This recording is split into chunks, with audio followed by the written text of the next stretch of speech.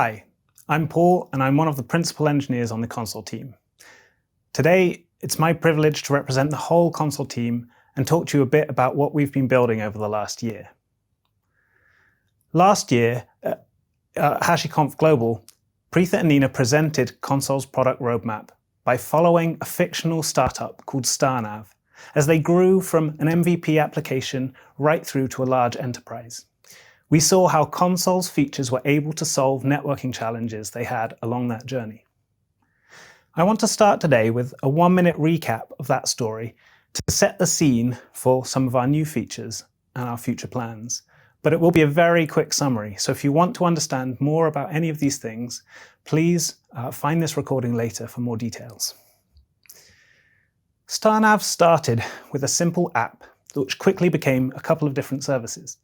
Here, Consul was an easy solution to drop in for DNS-based service discovery. As they grew and needed hardware load balancing, Consul Terraform Sync allowed them to automatically reconfigure that hardware whenever they deployed new applications or scaled their services.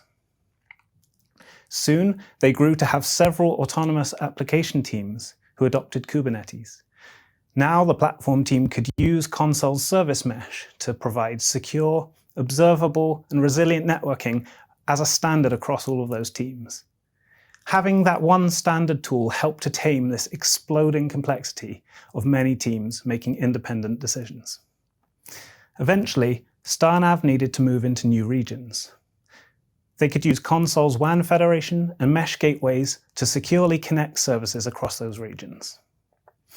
And finally, as they grew to a large enterprise, the platform team became a bottleneck for bringing up new services and for managing how they were exposed over public APIs. Consul's mesh and our new API gateway help them to automate all of this.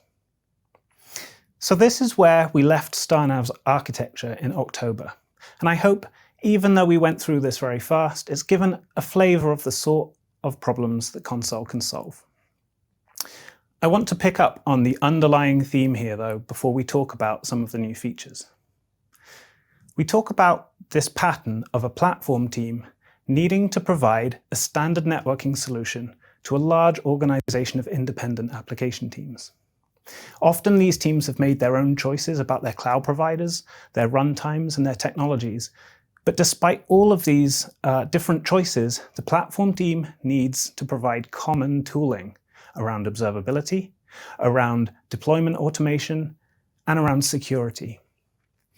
So to deliver all of that, the platform team needs a shared networking technology and that they can build this automation against, and one that will run everywhere their applications need to run.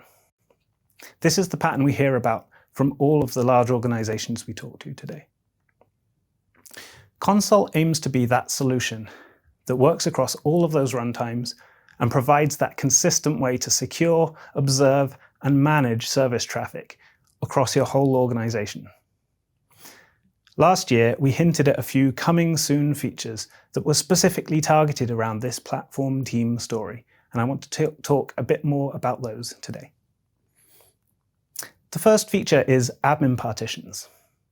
You can think of admin partitions a bit like virtualization for Consul clusters. Virtual machines separate the concerns of operating physical hardware from the ability to provision instances and deploy applications. And in the same way, admin partitions separate the platform team concerns around operating Consul servers from the application team concerns around managing their application traffic. Let's unpack this a little more. The platform team needs to standardize how service teams can manage securely connecting between their independent Kubernetes clusters.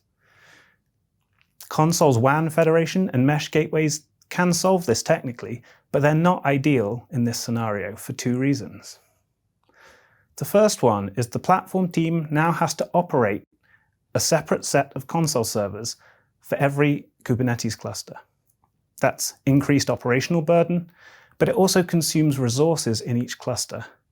Worst of all, it means that they have to coordinate with each application team for access to their cluster to manage upgrades across the whole fleet. It's not uncommon for a platform team to need to support tens or even hundreds of Kubernetes clusters in a single region. Secondly, Consul's WAN federation assumes that many things are configured globally.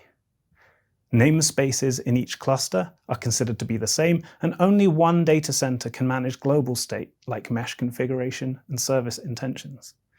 So this means that the application teams can't configure their own mesh without coordinating with other teams. Admin partitions were added in Consul Enterprise 1.11 back in December last year to solve these problems. Now, the platform team only has to operate one set of Consul servers for each region, and then they can create a separate admin partition for each Kubernetes cluster. Each partition has a completely separate catalog with distinct namespaces, independent mesh configuration, ACLs, intentions, and so on. Now, full mesh control can be delegated to each application team without them stepping on each other's toes.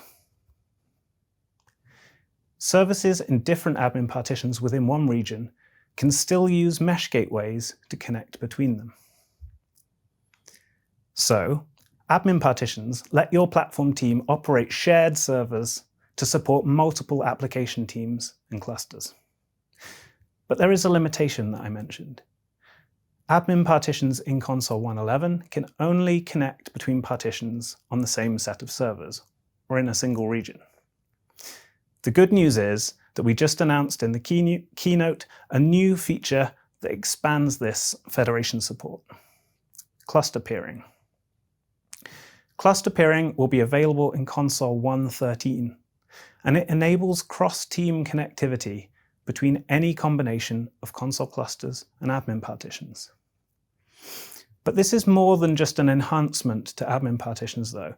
This represents a whole new model for how Consul handles cross-cluster federation. So I want to spend a few minutes really understanding this new federation model and why we need it.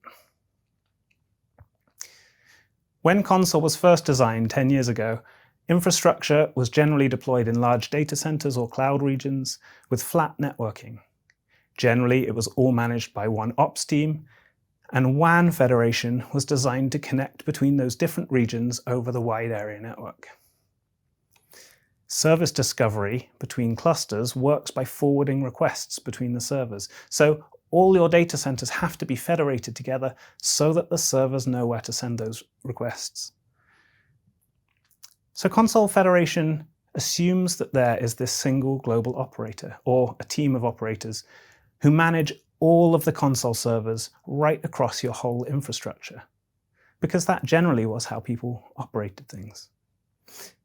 We can see that play out in a few of the properties of WAN federations. First of all, federated clusters share security keys. So if you're allowed to operate one data center, you're allowed to operate them all.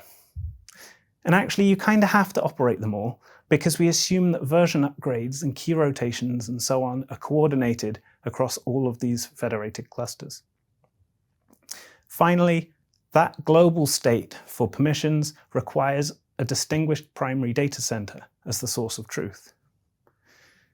If all of that matches the way that you manage infrastructure, then WAN federation provides a relatively simple solution. With just a small amount of configuration on each server, you can have any service connect to any other service across all of your data centers, and it's worked well for many for years.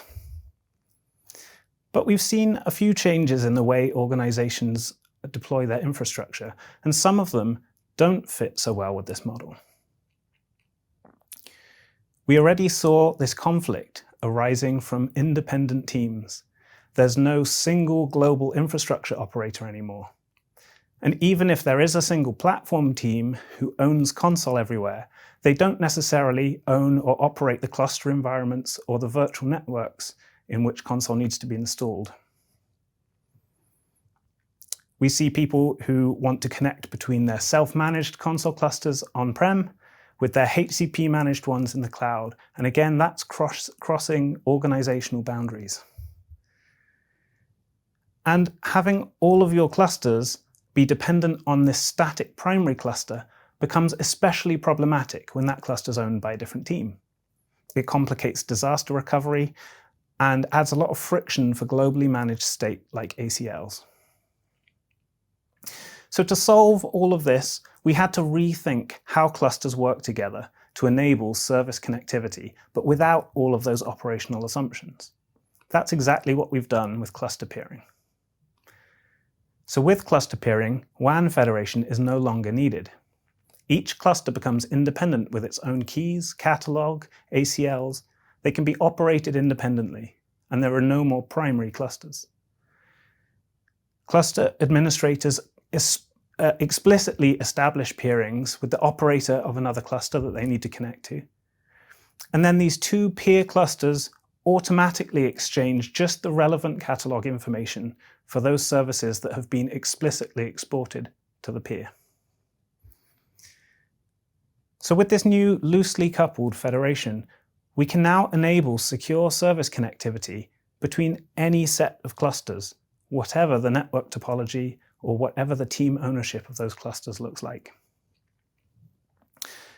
And in Consul Enterprise, cluster peering also works in just the same way with admin partitions. Now, each partition owner can choose to connect to any other partition or any other Consul cluster in any region, and they can set that all up independently of the other teams, even when they're sharing Consul servers. So let's recap the difference between these two federation models. We've fixed this global or nothing kind of problem that WAN federation had. So now we have the flexibility we need to connect services in any combination of team, cluster, and network boundaries.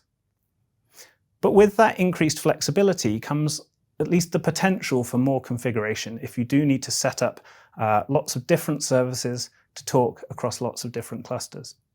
But we do have plans to streamline those workflows too. As we announced, Consul 1.13 will include this new cluster peering feature. But this is just the first phase of this new federation model. Cluster peering is the foundation or the building block that we plan to continue to build on with automation and with new workflows to make managing many clusters across your organization seamless. This slide is just a teaser though. We're going to share more about some of these things later this year. In the long term, we see this new federation model replacing WAN federation eventually, but it will take a while before we have full support for all of the features and use cases that WAN federation supports today. So we don't need to make plans for migrating existing clusters just yet. This new federation model is such an important change to Consul that we've spent most of our time on that today. But I'd also like to share just a few other highlights from the last year or so. Firstly, we announced our API gateway plans last year, and we shipped a beta of our gateway in January with a GA release in February. This initial version is built on the Kubernetes Gateway API spec that we've been collaborating on with the Kubernetes community over the last year. But this was just our first phase. Later this year, we expect to support API Gateway for non-Kubernetes environments too. Last year, we also announced official support for Consul on Amazon ECS. We've since shipped a GA version and 2 other releases, with 0.4 adding full support for Consul Enterprise namespaces and admin partitions. And finally, our managed Consul service on HashiCorp Cloud Platform has been available on AWS since last year, but today we announced that it's now available on Microsoft Azure as well. All of these releases represent a huge amount of work from different Consul teams, not to mention the hundreds of other enhancements and fixes we've shipped. But they continue to tell that same story of Consul being the networking tool that teams can standardize on wherever their applications run.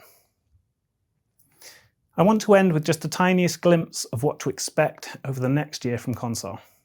We've already mentioned our plans around improving multi-cluster management on top of our new federation model. And of course, we'll continue building support for more application runtimes.